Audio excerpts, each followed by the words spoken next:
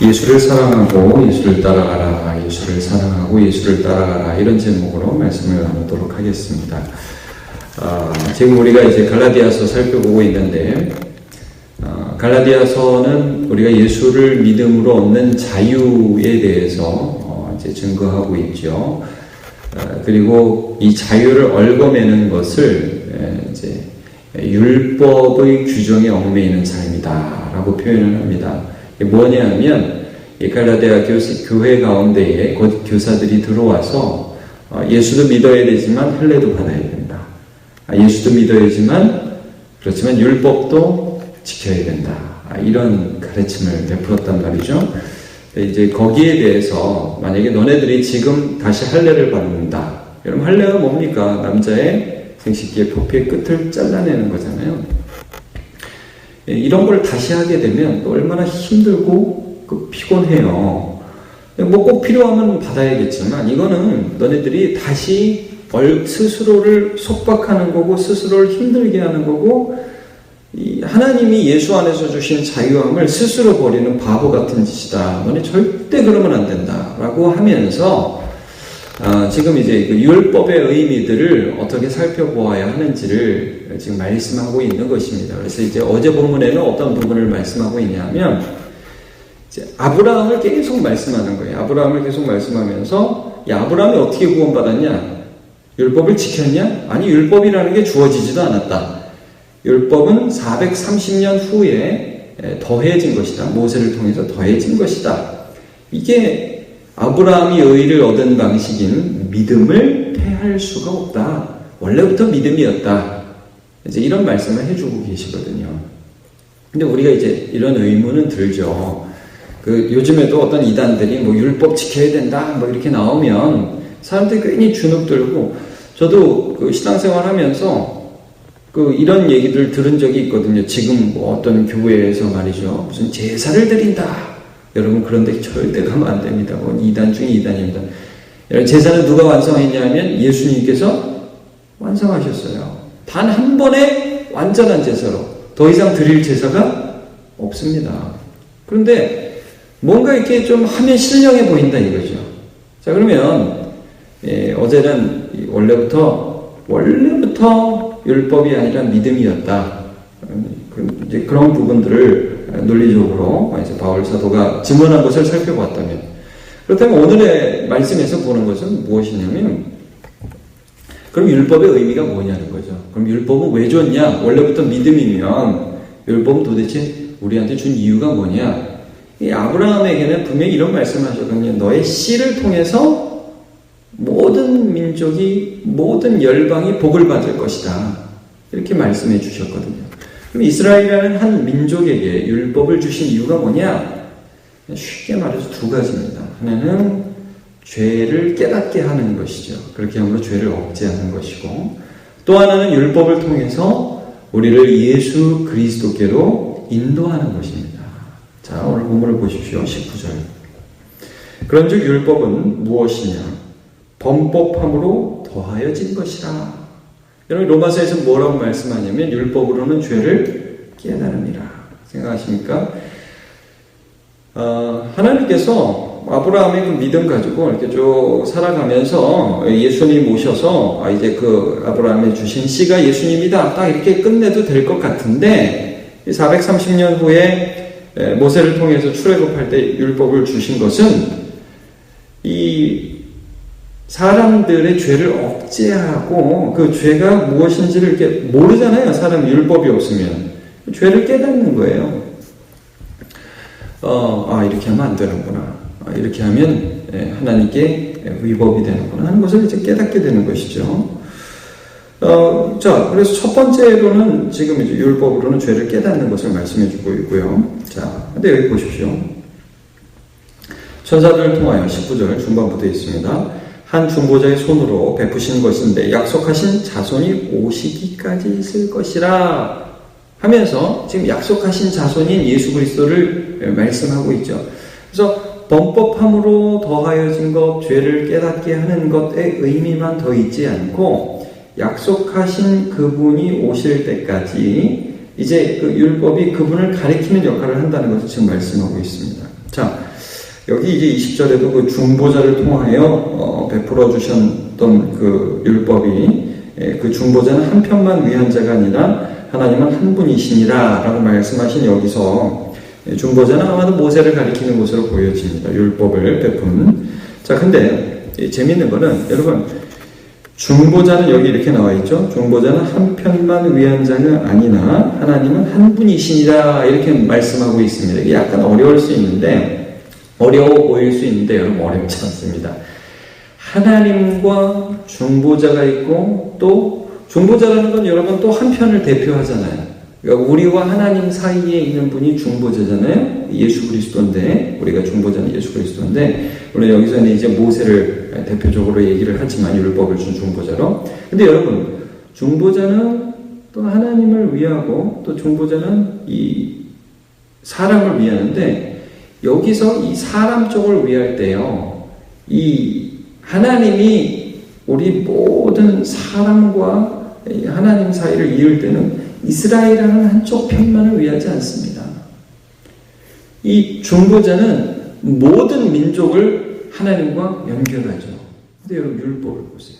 율법은요, 한 민족만을 하나님과 연결하는 그런 역할들을 해요. 이게 완전한 게 아니라는 말이에요. 여기서 예수 그리스도를 통하여 모든 민족, 아브라함에게 약속하셨던 그 은혜는 모든 민족을 연결하고 있는 것이죠. 자, 좀 더 보겠습니다. 21절. 그러면 율법이 하나님의 약속들과 반대되는 것이냐? 결코 그럴 수 없느니라. 자, 여러분 예수님께서 율법을 폐하러 온 것이 아니라 율법을 완성하러 오셨죠. 여러분 우리가 마태복음을 통해서 기억하죠. 자, 만일 능히 살게 하는 율법을 주셨다면 의가 반드시 율법으로 말미암았으리라 라고 말씀을 합니다. 이게 지금 앞에서 하신 말씀 계속 말씀하고 있는데 지금 이 율법을 통해서 너희가 삶을 얻으리라 라는 그 말씀을 계속해서 인용하고 있는 것입니다. 이게 정말 여러분 율법을 지키면 삶을 얻는다고 구약에 분명히 말씀하시죠. 근데 구약의 율법을 온전히 지킨 사람이 없어요, 여러분. 아무도 없습니다. 완전하게 율법을 지킨 사람이 없습니다. 완전하게 율법을 지키는 유일한 대상은 예수 그리스도십니다. 네, 율법의 온전한 성취. 자, 우리를 의롭게 하시는 것은 율법을 온전히 지키는 것을 목적으로 하지 않는다는 것을 계속 말씀하고 있는 것입니다. 그것은 예수 그리스도를 가리키고 있다는 거예요. 율법은 끊임없이 예수 그리스도를 가리키고 있습니다. 자, 22절. 그러나 성경이 모든 것을 죄 아래 가두었으니 이는 예수 그리스도를 믿음으로 말미암는 약속을 믿는 자에게 주려 하십니다. 그래서 여러분 지금 율법의 구조를 다 할 수 없지만 율법은 크게 세 가지로 되어 있다고 그랬죠. 도덕법, 그 다음에 시민법, 의식법으로 되어 있다고 그랬죠. 10계명으로 대표되는 도덕법, 이건 절대 변치 않고, 시민법이라는 것은 그 당시 사회에 일시적으로 적용되는 법입니다. 하나님의 뜻에 맞게. 그 다음에 의식법이라는 게 특별히 갈라디아에서 많이 나오는 것이에요. 이거는 예를 들면 절기, 안식일이라든지 유대인의 3대 절기, 6월절, 오순절, 초막절 이런 절기라든지 혹은 제사법, 번제, 화제, 속죄제, 속건제, 화목제 이런 것들 있잖아요. 정결법, 어떻게 물로 어떻게 씻어야 되고 이런 것들은요, 자 보십시오. 한시적으로 주어졌죠. 특별히 의식법 보십시오. 이게 예수님을 가리키는 것이거든요. 우리가 죄인임을 깨닫고 우리 스스로 죄를 씻을 수 없으니까 예수께 나가야 된다는 거거든요. 자, 그런데 그 예수님이 오셨어요. 예수님이 오셨잖아요. 이게 지금 요한복음에서 계속 강조하는 겁니다. 여러분, 율법은 모세를 통해서 주어졌으나 은혜와 진리는 예수 그리스도를 통하여 온 것이니라. 기억나시죠? 안식일의 참된 의미는 하나님이 일하심으로 우리가 쉴 수 있는 거예요. 근데 사람들이 끊임없이 안식일을 어떻게 지켰어요? 이게 지켜야 구원받는다고. 예수 왜 안식일 안 지키냐고. 여러분, 안식일의 실체가 예수님이에요. 예수님이 오셨어요. 근데 예수님한테 안식일 지키래요. 이게 얼마나 아이러니한 거예요. 이게 여러분, 현대 우리가 사는 이 시대에는 갈라디아서와 같은 이런 일이 없다? 아닙니다. 여러분. 주의하십시오. 이게 뭐냐면 우리가 신앙생활을 할 때 내가 이렇게 지켰으니까 하나님이 나한테 복 주시겠지. 여러분 절대 그렇게 생각하시면 안 됩니다. 우리는 예수 그리스도를 믿음으로 의롭다함을 받습니다. 그리고 예수를 믿는 믿음으로 사는 것입니다. 네. 율법을 지킴으로 사는 게 아니에요. 이게 갈라디아서 교회도 문제지만 오늘을 살아가는 우리에게도 동일합니다. 끊임없이 자기의 행위를 의로 여기려는 경향이 사람한테 있다는 거예요. 여러분 그게 아니에요. 믿음으로 살 때만 하나님 앞에 의롭다함을 받습니다. 네, 자 보십시오. 28절부터 보시면 23절부터 보시면 믿음이 오기 전에는 이렇게 나오죠. 율법 아래 매인받고 계시된 믿음의 때까지 갇혔느니라. 예수님이 오시기 전까지 율법의 기능들은 참된 믿음, 우리가 신뢰해야 할 대상을 가리키고 있기 때문에 이게 하나의 표시로서 우리는 갇혀버린 것이죠. 그때까지는. 근데 여러분 지금은 확 열린 거예요. 예수를 믿어야 되는구나. 성경이 말씀하시는 그분이 예수님이구나. 이 의식법이 가리켰던 구약의 율법들이 우리가 죄인임을 깨닫게 하고 하나님께 나아가야 된다고 자꾸 가르쳐주고 있잖아요. 근데 그때 성전, 제사, 의식법의 모든 것들이 궁극적으로 가리키는 대상은 예수님이죠. 너희가 성경에서 영생을 얻는 줄 알고 성경을 상고하거니와 이 성경이 곧 내게 대하여 증거하는 것입니다. 요한복음 5장 39절 말씀 나와있죠. 자, 24절. 이같이 율법이 우리를 그리스도께로 인도하는 초등교사가 되어 우리로 하여금 믿음으로 말미암아 의롭다함을 얻게 하려 함이라 말씀하고 있습니다. 그러니까 율법은 하나의 한시적인 기능으로서 예수님을 가리키고 있어요. 그래서 여러분 예수님은 율법의 완성이신 거예요. 율법을 폐한 게 아닙니다. 율법은 하나님의 뜻과 반대되지도 않습니다. 그러나 그것은 한시적인 것이고 지금 율법을 지키면 안 됩니다. 그거는 하나님이 지금 실체를 주셨는데 우리는 믿음으로 살아야 돼요. 자, 그래서 이 초등교사라는 말 옛날에는 몽학선생이라고 나왔죠. 예전 성경에서는. 자, 그래서 이제 믿음을 어떻게 설명하고 있냐면 그리스도와의 연합이라는 교리로 설명을 하고 있습니다. 여러분 예수 믿는 것은 나 예수 믿어? 그렇지 그리고 내 마음대로 사는 게 절대 아닙니다. 여러분 예수 믿는 것은 쉽게 이겁니다. 갈라디아서를 여러분 보실 때에 예수 믿는 것은 성령의 역사로 우리가 예수와 연합되는 것을 의미해요. 갈라디아서 2장 20절 너무 유명하죠. 내가 그리스도와 함께 십자가에 못 박혔나니 그런즉 이제는 내가 사는 것이 아니요 오직 내 안에 그리스도께서 사시는 것이다. 이제 내가 육체 가운데 사는 것은 나를 사랑하사 나를 위하여 자기 자신을 버리신 하나님의 아들을 믿는 믿음 안에서 사는 것이다. 여러분 여기서 믿음을 어떻게 규정합니까? 나 알아? 아닙니다. 믿음이라는 것은 예수께서 내 안에서 사시는 것입니다. 내가 예수와 함께 죽은 것입니다. 새로운 원리예요. 여러분 그러니까 이 성경을 볼 때 고린도 후서에서도 이런 말씀을 하는데 너희가 이제는 의문에 얽매이는 자가 아니라 주의 영이 계신 곳에는 자유함이 있느니라. 이게 뭐냐? 이제는 예수 믿어서 어떤 이 구약 성경에 나오는 요거 지켜가지고 내가 하나님 앞에 천국 가야지 이런 존재가 아니에요. 의문에 얽매이는 존재가 아니에요. 글씨에 얽매이는 자가 아니라 내 안에 예수 그리스도의 영이 계셔서 말씀이 생각나게 해주시고 그 말씀을 따라서 예수님 사랑하게 해주시고 그 예수님 따라가게 하는 것이 그것이 믿음이라는 것이죠. 네. 이제는 글자로 사람을 판단하지 않습니다. 성령께서 내 안에 계세요. 그래서 여러분 이 갈라디아서 앞에도 뭐라고 하나 너희가 여러분 보십시오. 2절 3장 2절 한번 보세요. 그러면 여러분 내가 너에게 다만 이것을 알려 하노니 너희가 성령을 받은 것이 율법의 행위로냐 혹은 듣고 믿음으로냐. 여러분 우리는 믿음으로 성령 받았고 성령께서 나를 오늘도 믿음으로 이끌어주고 계십니다. 이게 신앙인이에요 여러분. 물론 우리가 성경을 봅니다. 그러나 성경을 보고 신앙생활 할 때도 결단코 요거 지켜야지 요거 지켜서 하나님 앞에 인정받을 이렇게 가지 않습니다. 우리는 이 성경을 통하여 성령께서 내 안에서 역사하시는 것을 경험하게 됩니다. 하나님 뜻이 여기 있구나.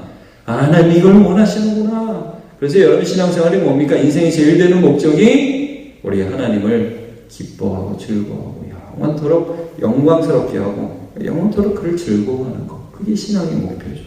자, 오늘 본문 마지막 부분 봅시다.